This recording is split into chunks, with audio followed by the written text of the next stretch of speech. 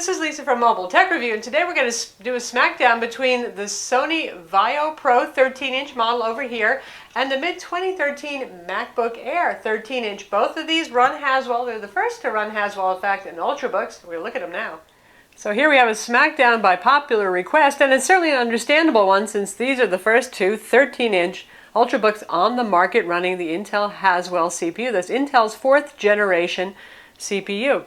Now, technically, the MacBook Air is not Ultrabook because that's a name that Intel came up with for Windows machines that are running full Windows with a form factor a lot like the MacBook Air. But you can say the MacBook Air is the catalyst for the Ultrabook, and let's face it, it competes with Windows Ultrabooks.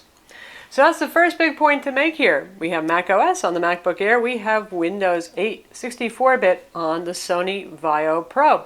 Which operating system do you prefer? Now, I know some of you are going to boot camp or use Parallels on the Mac, but if you spend most of your time in Windows, I would say just go with the Windows machine. And I always say this, I like Macs just fine, but their drivers are not real fantastic on the Windows side. They're not very often updated, and particularly their power management drivers are lacking. So those wonderful runtimes that you get with the MacBook Air with Haswell probably won't be nearly as impressive in Windows.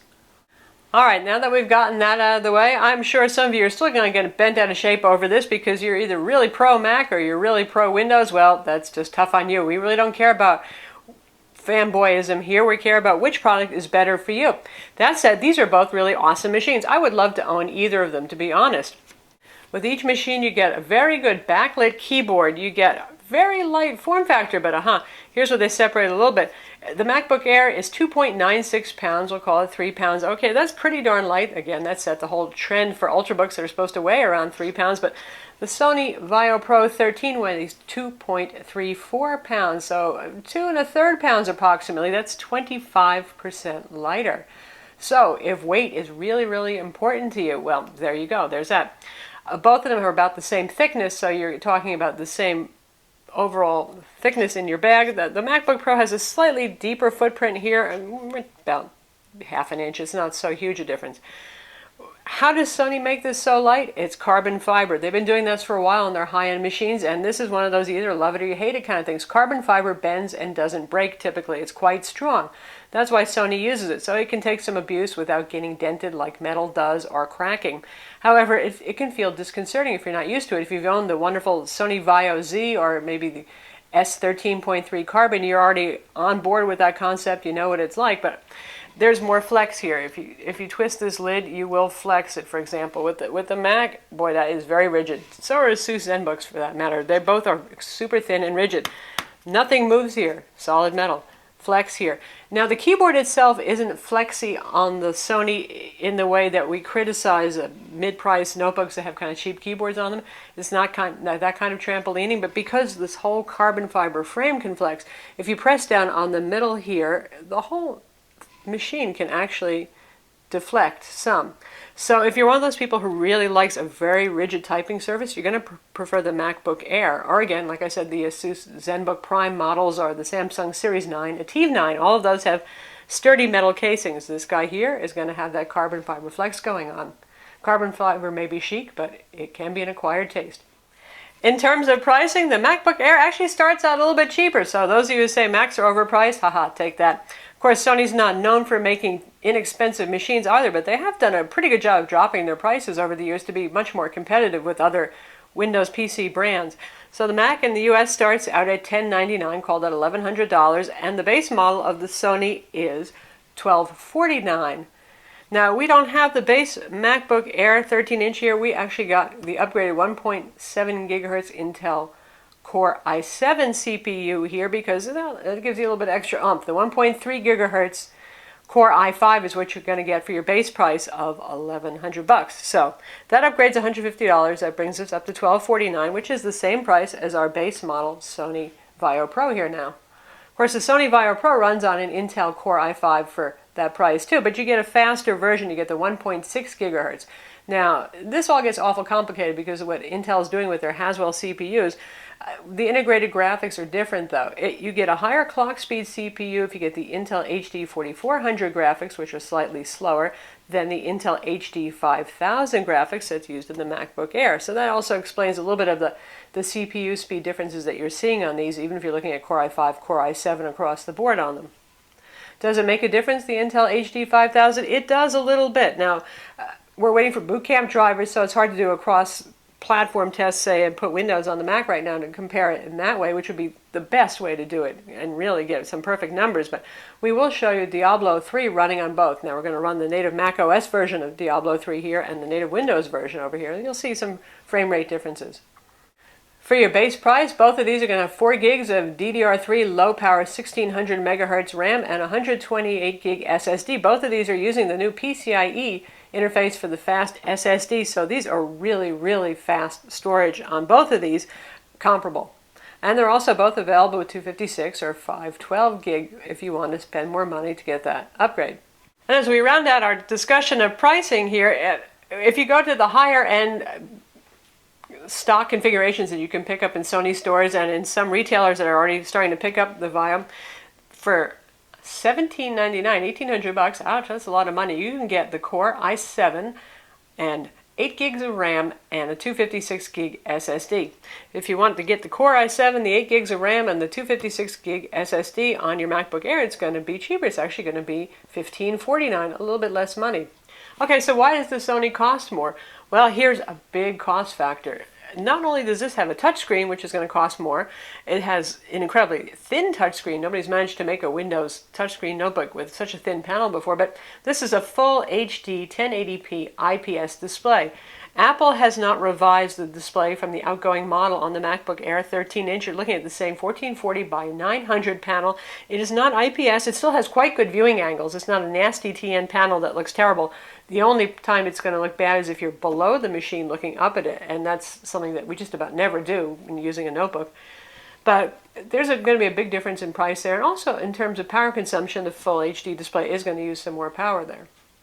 Not only is the resolution considerably higher on the Sony VAIO Z, the color gamut is much better as well. I mean, seriously better. That's one thing. If the display is important to you, hands down, it's going to be the Sony VAIO Pro 13-inch for you. Or conversely, the MacBook with Retina display 13-inch as well. That's another great option. Also has very wide color gamut and obviously an exceptional high-resolution display.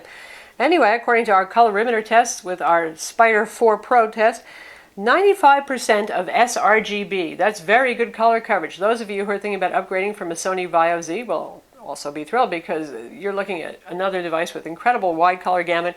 Colors you never thought you'd see before, like this really pretty picture here. Boy, they really just come to life. The Mac is 67% of sRGB, so covers a considerably lower amount of color spectrum there. It's still a nice enough looking display. It's very pleasing for everyday use, web browsing, doing your email, even watching movies. It's still nice enough. But for those of you who are really more picky about your color, or you work, say, in Photoshop a lot, that kind of thing, you definitely want to go with the Sony VAIO Pro. Now, in terms of brightness, both of these are pleasingly bright displays. They're not wildly bright. They're not like the Lenovo ThinkPad Helix with its 400 or better nits of brightness, but the MacBook Air is actually a little bit brighter, about 40 nits brighter according to our tests than is the VAIO Pro 13-inch. I find them both just fine for indoor use, and both of them are a little annoying to use outdoors because they both have glossy screens that are going to reflect at you. How about ports? Let's take a look around both of these machines right here and compare them. Sony on this side has nothing but an air vent and the power. You right-handed people might be kind of annoyed by that. I'm left-handed. I think it's just awesome myself. And why would you be annoyed? Because if you tend to plug in a lot of peripherals, the wire is going to be kind of sticking about where your hands are.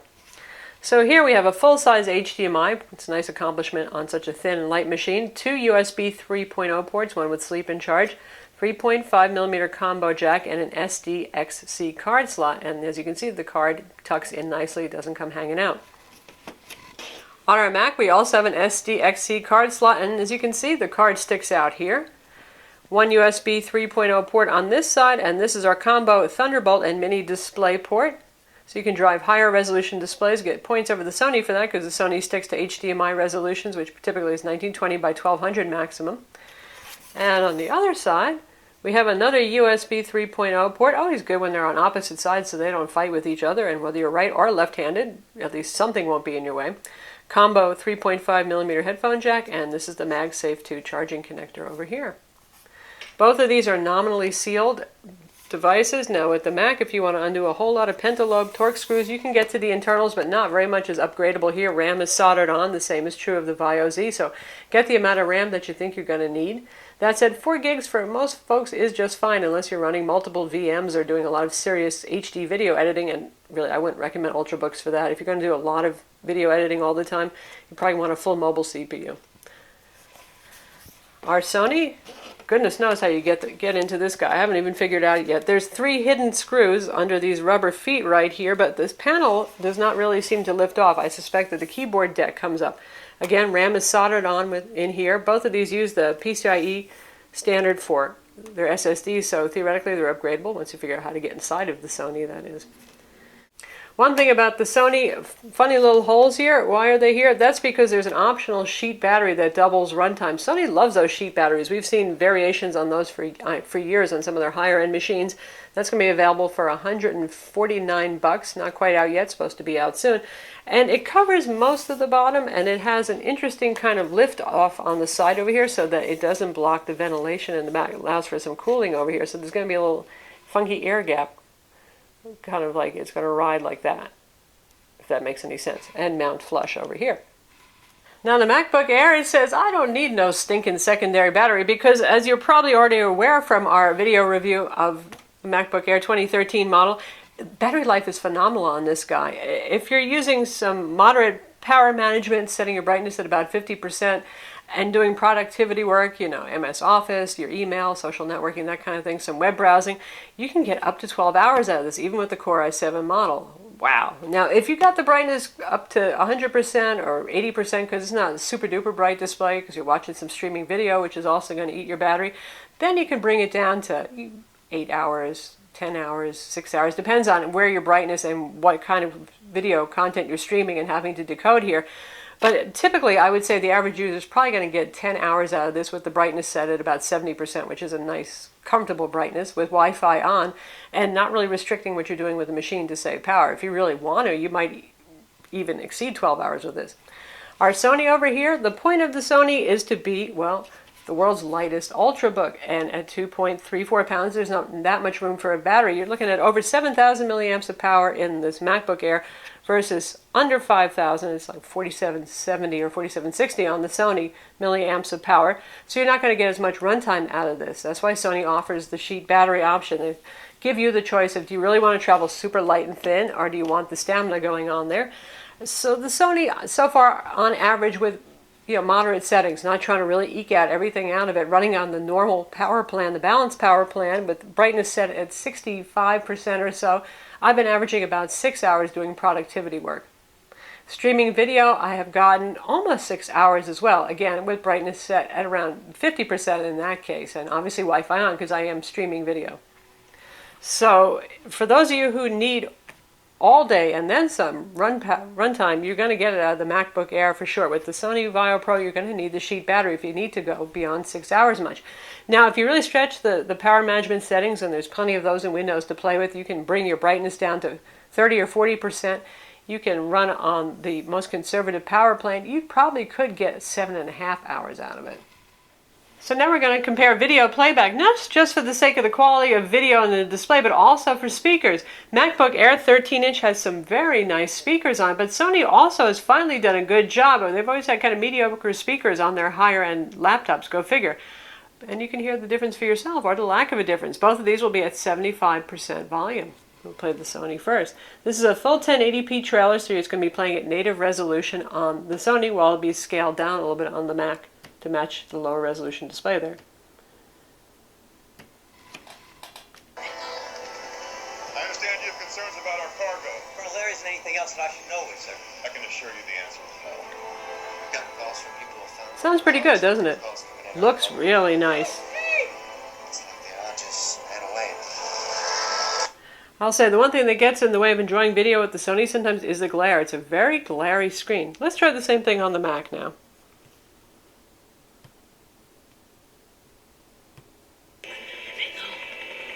I understand you have concerns about our cargo. Colonel, there isn't anything else that I should know, is there? I can assure you the answer is no. I'd say the sound is just about the same on these. Found local dogs. And the Mac does a nice job looking nice on the screen. The colors are very pleasing. Ran away. I've got property damage. I've got theft. So there you have it. Both of these are very capable and powerful machines that can certainly handle HD video playback, whether it's locally stored or streaming, no problem. iTunes content, your MS Office work, Photoshop, some HD video editing, more so on the Sony, just because for those of you who are going to be using iMovie anyway, iMovie really doesn't do well on the lower powered machines that Apple offers. But if you're looking at some other video editing products, you'll probably have better luck with that. Let's test out some gaming. We're going to try out Diablo 3 running the native Mac version, not running this through Windows. Let's see how it does.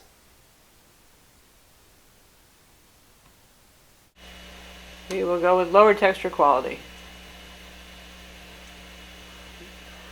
Lower shadow quality. We'll go to low. And now, look at that.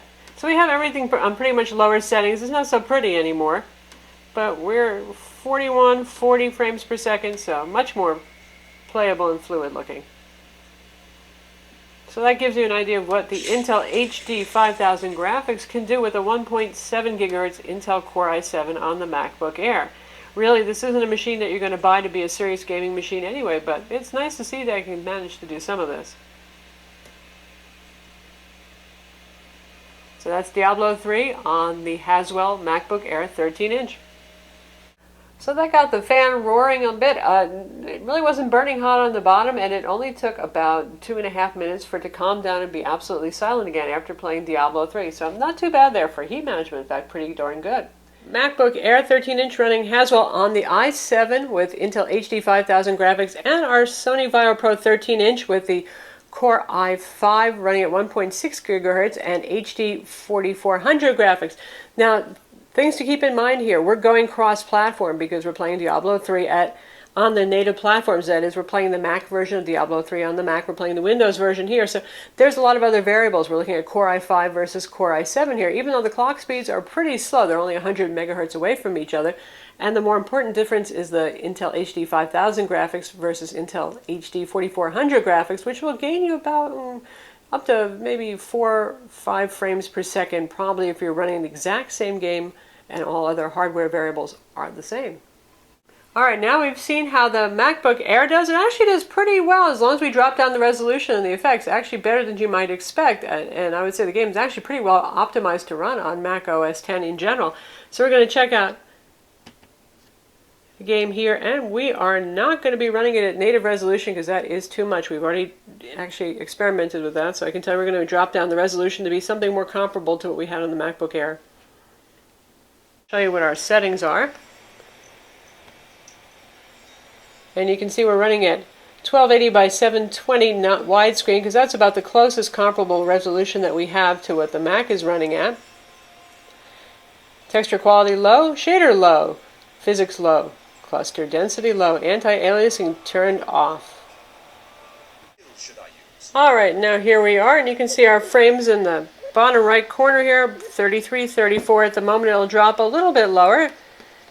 It's actually not going to do as well as the MacBook Air in macOS playing Diablo 3 with a somewhat better graphics card. And our frame rates bounce around. Once in a while it goes into 45s, but this is pretty strange.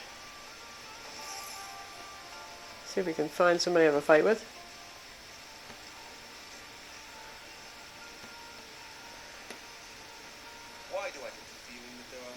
Overall, it's playable at low settings. If we manage to stay around 30, that's considered playable and passable. It's not as much fun to have all the effects turned off, which is something that's true of both of these machines.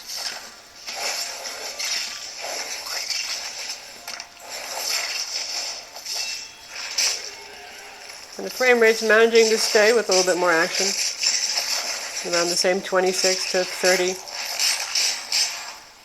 So you can see that the MacBook Air actually has a little bit of an edge, at least with the Core i7 going there. But, really, neither of these are gaming machines. You can do a lot better than this. But they're all basically they're Ultrabooks with integrated graphics. And you can hear the fans going on the Sony now just like it was on the MacBook Air. So with either of these, if you're going to tax it with a very demanding 3D game, you're going to hear the fan. Otherwise, not so much. Both of these are generally pretty quiet.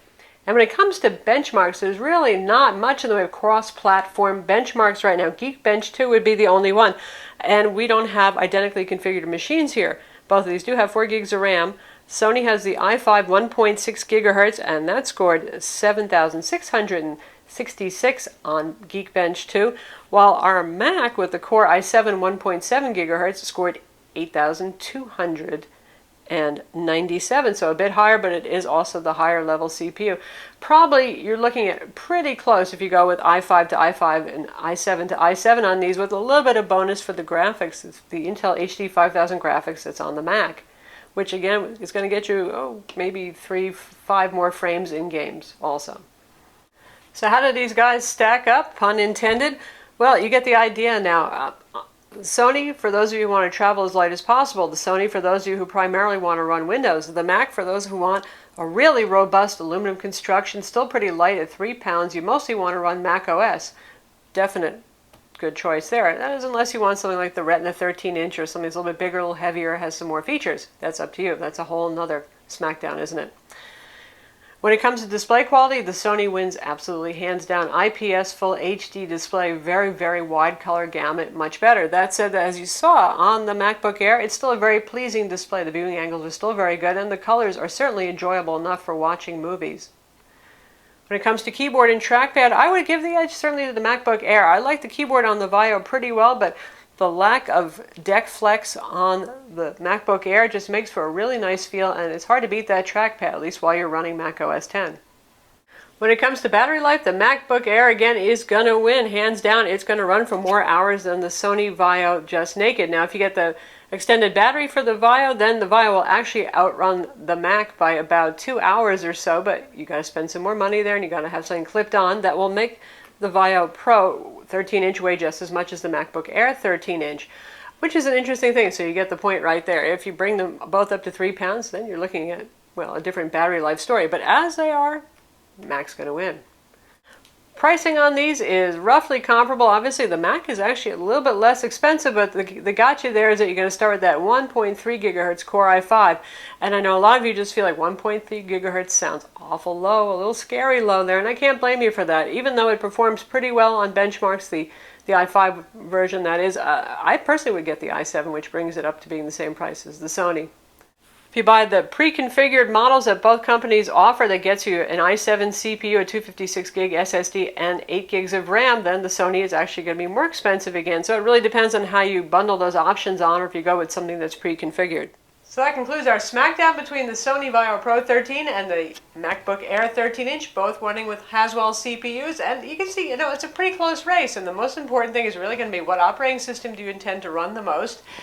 How important is the display to you? How important is having a metal chassis to you? A couple of other points like that. I think you get the idea.